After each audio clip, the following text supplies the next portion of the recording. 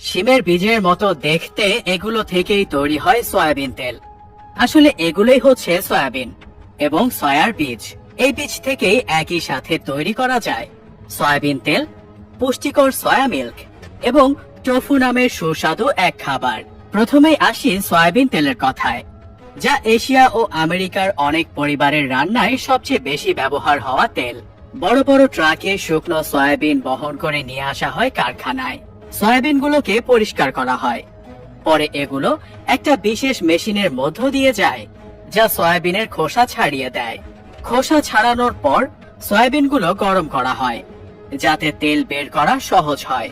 গরম করার পর সয়াবিনগুলো শক্তিশালী মেশিন দিয়ে চাপ দেয়া হয়। এই চাপ দেওয়ার ফলে সয়াবিন থেকে বেশিরভাগ তেল বের হয়ে আসে। তবে এখানেই শেষ হয় না।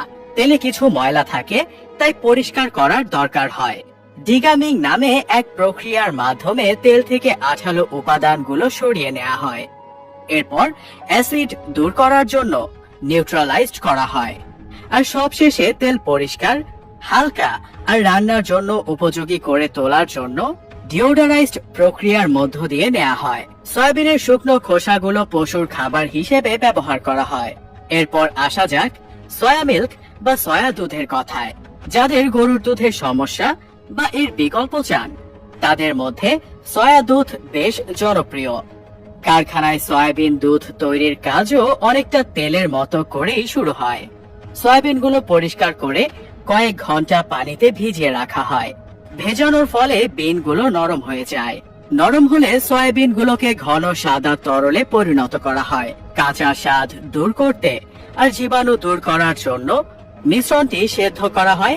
সেদ্ধ করার পর ওকারা নামে পরিচিত কঠিন সয়াবিনের মণ্ড সরাতে মিশ্রণটি ছেঁকে নেওয়া হয়। অবশিষ্ট তরলটি হলো সয়া দুধ।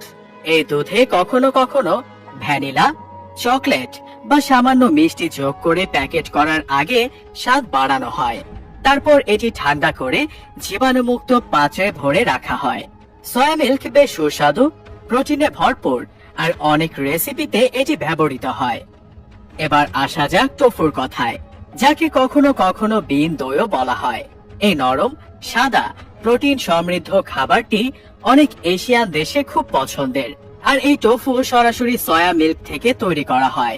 সয়াবিন দুধ প্রস্তুত হয়ে গেলে কোয়াগুল্যান্ট নামে একটি উপাদান যোগ করা হয়। এই কোয়াগুল্যান্ট সয়াবিন দুধের প্রোটিনকে জমাট বাঁধতে আর নরম দলা তৈরি করতে সাহায্য করে। সয়া দুধ জমাট বাঁধতে শুরু করলে এটি কঠিন টোফু আর হুই নামক জলীয় তরলে আলাদা হতে শুরু করে। দইগুলো কাপড় দিয়ে ঢেকে আলতো করে তুলে নেওয়া হয়। তারপর অতিরিক্ত পানি সরাতে চাপ দেওয়া হয়। টোফু যত বেশি চাপ দেওয়া হয়, তত শক্ত হয়। সিল্কেন টোফু খুব কম চাপ দিয়ে বানানো হয় আর খুব নরম থাকে। টোফু প্রস্তুত হয়ে গেলে এটি ব্লকের মতো করে কাটা হয়, পানিতে ঠান্ডা করা হয়, তারপর প্যাকেট করা হয়। সয়াবিনের তেল, দুধ আর অবশিষ্ট কঠিন পদার্থ সবগুলোরই নিজস্ব ব্যবহার রয়েছে।